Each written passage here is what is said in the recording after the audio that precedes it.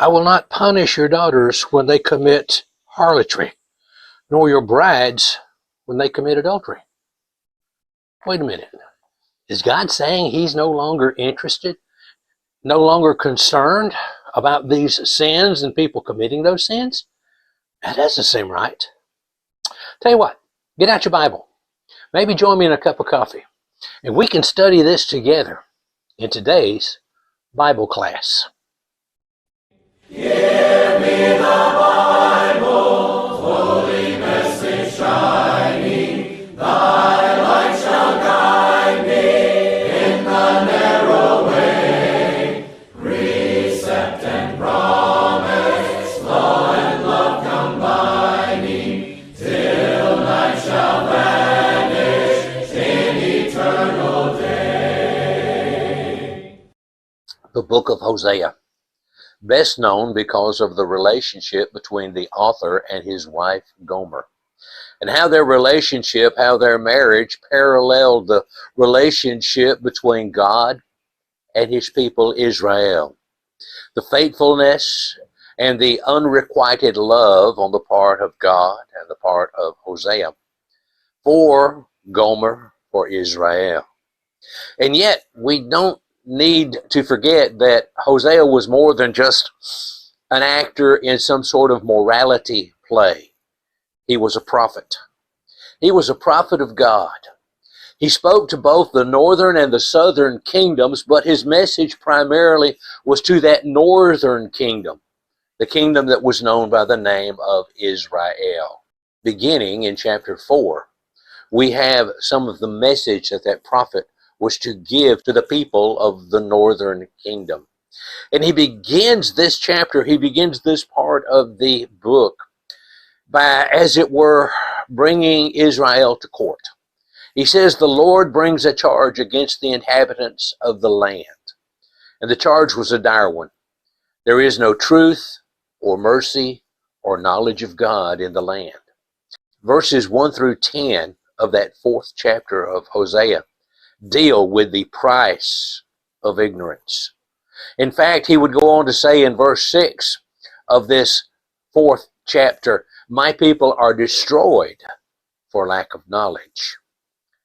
But he doesn't end there. They are still standing before the throne of judgment, as it were. They're still standing before the throne of justice.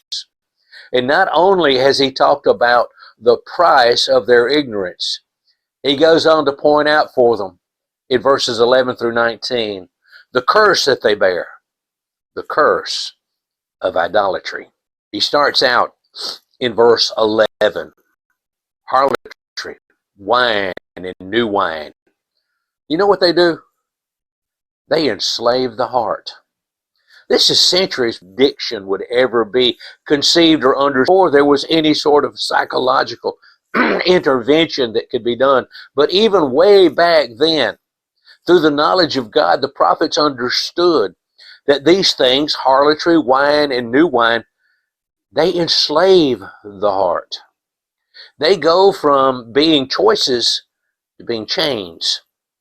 They go from being vices to being victors.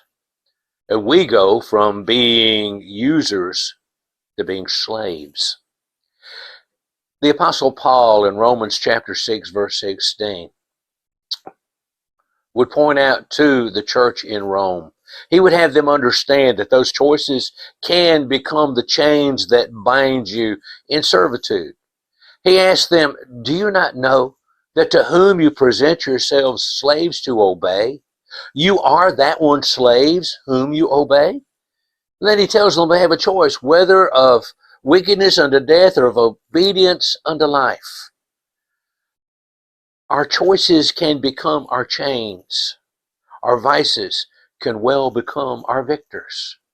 And whether we're talking about harlotry, pornography, sexual promiscuity, or whether we're talking about drink and alcohol or even drugs, these things can well and easily become our masters. It's no telling how many jobs and how many careers have been ruined by the effect of alcohol or drugs or even sex and pornography. How many homes have been broken? How many children are left with parents who are separated, trying to make their lives whole again? How many churches even have had havoc wreaked upon them because there were those in the congregation who became addicted, who became enslaved, who indeed gave themselves over to sin instead of in service to God. If your heart is not given to God, it's going to be given to something else. And don't think that by keeping out a knowledge of what is right, we're going to escape not being filled with the knowledge of what is wrong. Too many people think that if they put off, or if they hold off, or if they keep from teaching what is right, then people will remain innocent. No. If we don't teach them what is right, if we leave them in ignorance, that ignorance is going to be filled with a knowledge of sin and of evil. Now, here with these jobs, these homes, we're churches, we're talking about people. The number of people whose lives have been destroyed, the number of souls that have been lost for all eternity because they became enslaved to alcohol, to sex, to drugs, to anything other than God and His Word and His truth. Harlotry and wine, new wine, they do indeed enslave the heart. But as he goes on talking to them, he has something else he would point out to them, something of utter foolishness. He talks about how my people ask counsel from their wooden idols, and their staff informs them. Here they are seeking knowledge. Here they are asking for advice, and they're asking for counsel. But instead of going to the God of heaven and earth, the God who knows all things, the God who will always lead them in the path of righteousness, they're talking to a block of wood. It may be ornately and impressively carved. It may be decorated in a way that would make it awe-inspiring, but it's a block of wood. And who are they taking their information from? What is the source of the knowledge that they claim? It's a staff. It's another chunk of wood. And again, it may be ornately carved. It may be beautiful, and it may seem to be something that would be impressive, but it's a chunk of wood. They have turned from God to pieces of unliving things that have no knowledge and that can teach no truth. My people ask counsel from their wooden idols. Their staff informs them. Why? Because the spirit of harlotry has caused them to stray. I don't know what it is about man, but when God sometimes tells us that things are not good for us, when He says don't do these things because they will harm you, they will cause trouble and disaster and pain, and that's when they become most desirable. That desire for the forbidden fruit, that spirit of harlotry that is no longer satisfied with what God has given, even though what God has given us is the best thing possible that we could have.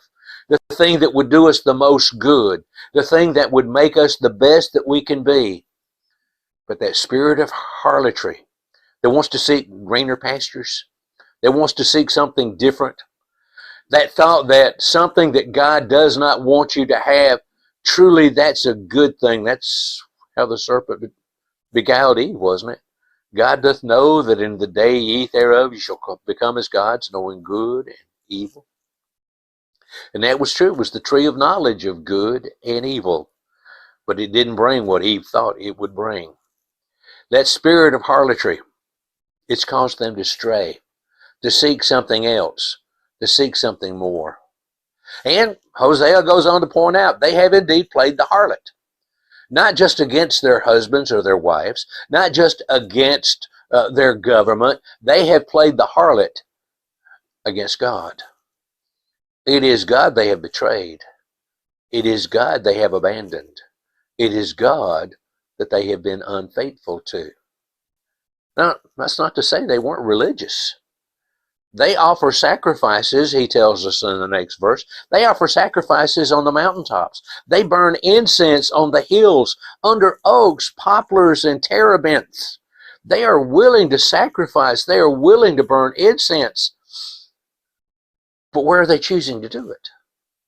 Is it the place where God had ordained, which would be in the temple, in the city of Jerusalem? Were they doing what God said, this is what would please me? This is how I would have you to approach me? No. Why are they doing it? Huh? Because the shade's good there. Because these trees, the oaks, the poplars, the terebinths, their shade is good. Because it's easier for me. Because it's more comfortable. What was it Jeroboam, when he installed his false idols, when he established his own church, his temples, his altars in Dan and in Bethel? He said, it's too much trouble for you to go down to Jerusalem. Well, that thought took hold, and it still has hold today. As men will seek to come before God and they seek to worship God, but not doing what God has said that he wants. Not doing what God has given us examples of what he desires and how he would have us to approach him. No, they want to pick a place because the shade is good, because it's comfortable, because it's convenient, because it's easier for me, because it's something I would like. Now, that spirit of harlotry. They offer sacrifices on the mountaintops. They burn their incense on hills under oaks, poplars, and terebinths because the shade is good. Well, poor choices always have their consequences. If we're going to move that line of morality between what is right and what is wrong, if we're going to allow man to decide what is good and what is evil, we shouldn't be surprised when it goes beyond what we originally desired. And it may be that all that Israel wanted to begin with was worship that would be a little bit easier. That instead of this being wrong, we'll just make this acceptable. We'll move the line of morality just this far and make what was wrong, we'll make it right. Problem is, the line doesn't stay there. He goes on to say, therefore your daughters commit harlotry and your brides commit adultery. So wait. We were talking about offering sacrifice to God. We're talking about burning incense. What does that have to do with unfaithfulness? What does that have to do with harlotry and adultery? Oh, very much. When all of a sudden the line between right and wrong is not decided by God, when we move that line of right and wrong, well, that line doesn't stay in one place. When we take God out of it, we take his word, we take his will. We no longer let God be the arbiter of what is right and what is wrong. We let man take over that role and that position. Where do you expect it to end up? And so where it begins with false worship, where it begins with idol worship, where it begins with convenient worship, where does it end up? Therefore your daughters commit harlotry and your brides commit adultery. And of course, they want no part of that. They want their daughters. Now, I may have played around, and my wife, before we got married, she may have played around, but I want my daughter. I want my daughter to be faithful. I want my daughter to come into marriage being a virgin. I don't want her giving away or selling her body. And this woman I'm planning to marry, I don't want her to be sleeping around. I don't want her to be going to others while we're making our plans to join our life together. God, I want you to take care of that. Anyone who would sin that way, that they need to be punished. They need to be held to the standard. But God says, I'll not punish your daughters when they commit harlotry, nor your brides when they commit adultery. Is God now saying, I don't care about this? No, he's just saying, look, if I'm going to hold one accountable, I'm going to hold the other. Don't claim that you can be free to do what you want to, but others need to be held accountable. God says, no. You caused this. You've done this. When you changed right and wrong, you allowed others to change right and wrong. Don't expect me to let you be unaccountable, but punish your daughters for their harlotry, your brides for their adultery. It doesn't work that way. And as he goes on to say, why is it that I will not punish them? Because the men themselves go apart with harlots and offer sacrifices with a ritual harlot. Well, the men here, the leaders of the tribe, the men in the kingdom, they wanted to be allowed their own freedom. They didn't want to be held to that standard. And God points out, I am not going to punish the daughters and the wives and let the men get away with doing what they think they ought to be able to do. The men, they go apart with harlots, and not only that, they offer sacrifices with a ritual harlot. Probably here talking about the worship of Ashtaroth, one of the Canaanite gods and one of the Canaanite goddesses. She was basically a fertility goddess. And many times the worship of Ashtaroth involved participation in sexual intercourse, perhaps an orgy with a group of people. What is interesting is that usually it didn't allow you to come with your wife, not unless she was going to participate with someone other than you. No, they would come, they would offer their sacrifices, and they would have this promiscuous relationship, this promiscuous worship with a ritual harlot, a young woman who was, quote unquote, dedicated. No, let's face it, she was desecrated to give herself as a sexual object for the worship of the god. The men themselves go apart with harlots and offer sacrifices with a ritual harlot. God says, therefore, people who do not understand will be trampled. We go back to that beginning in verses 1 through 10. My people are destroyed for lack of knowledge, but don't think ignorance will absolve you from the consequences of your choices, of your decisions. When we do foolish things, there are foolish consequences. And the fact that we were ignorant of it does not mean that we escape the consequences. And we can see that clearly in the physical world. I may not know that wire sitting there on the ground is a live wire, but that doesn't change the fact when I grab it, it's going to shock me. It's going to hurt me. It may even kill me, depending on the amount of current and voltage that's in it. Ignorance does not absolve us. Ignorance does not protect us from the consequences of our wrong decisions. And so he points out, therefore, people who don't understand, they'll be trampled. They're going to be crushed.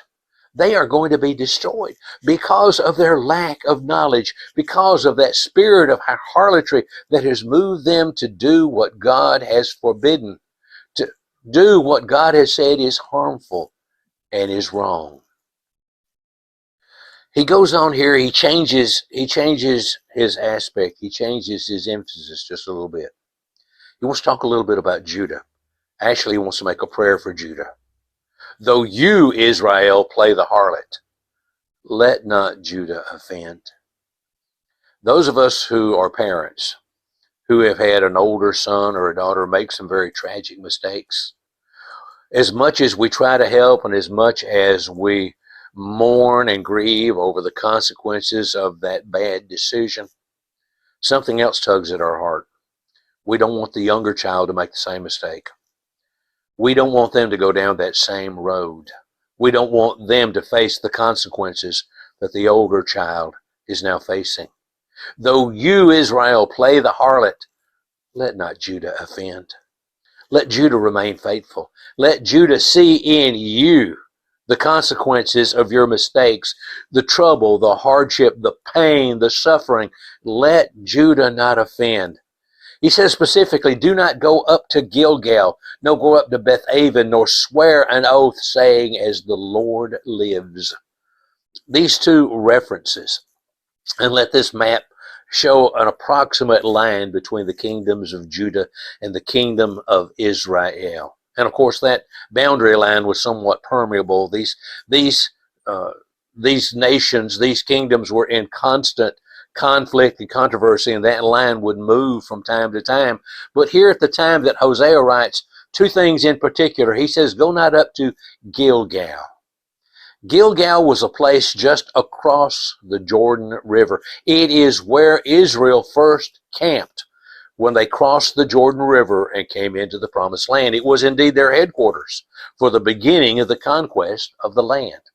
It was the place that the Passover was first kept in that land of promise. It is the place where the covenant of circumcision and their covenant with God was renewed.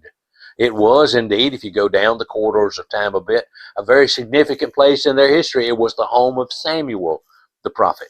It was a place from which he would often offer sacrifices. It was a place that would be, in the minds of the people, closely associated with worship, with religion, with service to God. Bethel, or Bethaven as he calls it here, first known as Bethel, the place where God appeared in that vision to Jacob by night when he saw the ladder or the stairway to heaven. And Jacob named it House of God. Well, the prophets refer to it as Bethaven instead of Bethel. Bethaven, the house of vanities, the house of futility, or since vanity and futility have both the idea of emptiness, they call it an empty house. Don't go up to these places. It is one of the first places that Jeroboam would build one of his false altars, would station one of his calves that he would claim were one of the gods that brought Israel out of Egypt. It would be one of the places that would begin Israel's idolatrous worship under Jeroboam. The other was up in Dan and as far north as you could get, but apparently because of the history that it had, because it was considered a place of worship and reverence, it had become a place, Gilgal had become a place of idolatry, a place of false worship. And so Hosea would plead with the people, don't go up to Gilgal, don't go up to Bethaven. And furthermore, don't swear an oath saying, as the Lord lives. Now we know in the New Testament we're told we should avoid oaths. Let your yea be yea, and let your nay be nay, and anything else is of the evil one. But here what Hosea has in mind is they're going to these places of worship, these places of pretend gods, and they're swearing oaths on those pretend gods, saying, as the Lord lives. Well, these things weren't alive, and they had no power, and they had no knowledge. So don't go to these places of false worship. Don't bind yourselves with oaths to these unliving abominations. He goes on now to describe Israel. He says, Israel is stubborn like a stubborn calf. You know, in my earlier years, I did have the opportunity to help try to move some cattle, especially when they got out of the pasture, to try to move them back. And there's something I discovered. It's hard to move a cow that doesn't want to move. Sometimes they are very stubborn. They don't want to be led. They don't want to be herded. They don't want to be guided. They want what they want, and sometimes they can be very difficult to get them where they need to be, where you want them to be. Well, Israel, she's stubborn like a stubborn calf. You may be trying to lead her to pasture. You may be trying to lead her to water. You may be trying to lead her to safety. But a stubborn calf is just not going to follow. It is not going to be led. It is not going to be herded. So, consequence. Now the Lord will let them forage like a lamb in open country. Now, is he mixing metaphors here, the calf versus the lamb? Perhaps so. But the stubbornness is indicative. The stubbornness reminds us of the stubbornness of a calf when it doesn't want to go. But he's going to let them forage like a lamb in open country.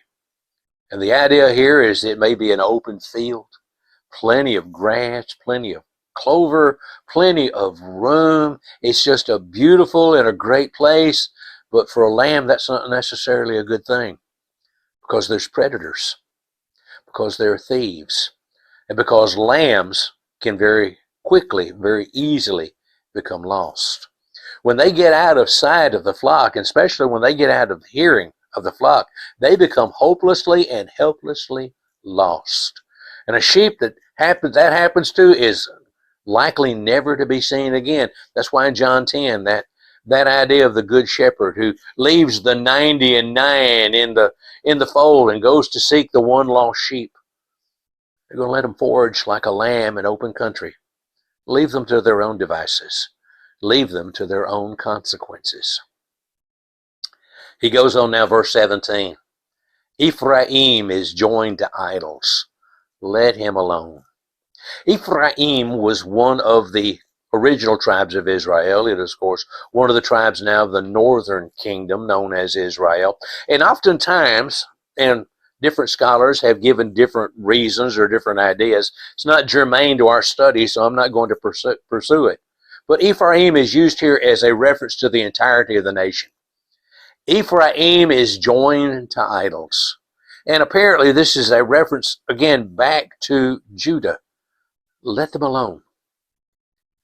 Many times we make the mistake of having relationships, having close ties with those who are engaged in worldliness and engaged in sin. And the wording here, maybe we need to let them alone. We're warned not to go with an angry man, not to make friends with an angry man, because his anger can come across us. Paul tells the Corinthians, evil companionships corrupt good morals. Ephraim is joined to idols. Judah, let him alone. Don't participate with him. Don't be a part of it. That biggest problem of influence, that when we go along with our friends in the world and we let them influence us, I'm not saying don't have friends in the world. We need to make friends in the world, but to lead them to what is right, not to follow them to what is wrong. Judah's told, you let him alone. Don't have anything to do with him. What he's doing is wrong, and it will hurt you as well. He goes on to point out, and I think this is verse 18, their drink is rebellion, and they commit harlotry continually. Leave him alone. The thing that refreshes them, the thing that quenches their thirst, the thing that makes them feel it is rebellion. Rebellion against God, rebellion against right, rebellion against what needs to be done. Their drink is rebellion, and not only are they occasionally committing this harlotry, this unfaithfulness, they are continually unfaithful. They have no time when they come back to God and be faithful to Him. They have no time when they are what they need to be. I want you to stay away from them. Let them alone. Their drink is rebellion. They commit harlotry continually, and even more tragic, their rulers dearly love dishonor. Leaders should lead you in a right way. Leaders should lead you in such a way that you can hold up your head with pride. You could hold up your head in honor in the things that your group, your country, your nation, whatever it may be, stands for. But with Israel, their rulers not only loved dishonor, they dearly loved it. That's what they craved. Not things that would lift up, but things that would tear down. Not things that would strengthen, but things that would destroy. And so he makes this final pronunciation, the wind has wrapped her up in its wings. Verse 19. The wind has wrapped her up in its wings, and though to begin with, that sounds nice. That sounds beautiful.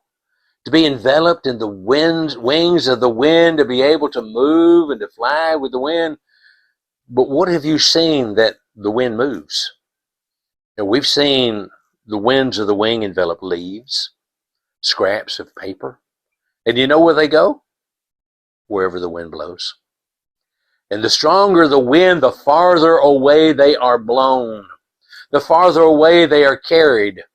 And if the winds are exceedingly strong, they are winds of destruction.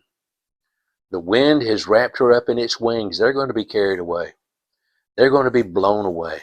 And they'll have no choice in the matter. They're going to be carried as the wind carries them. And they shall be ashamed because of their sacrifices. Those sacrifices that they offered on the mountaintops, those sacrifices that they offered with ritual harlots, those sacrifices that they offered under the oaks, under the poplars, under the terebinths, because they're like the shade there.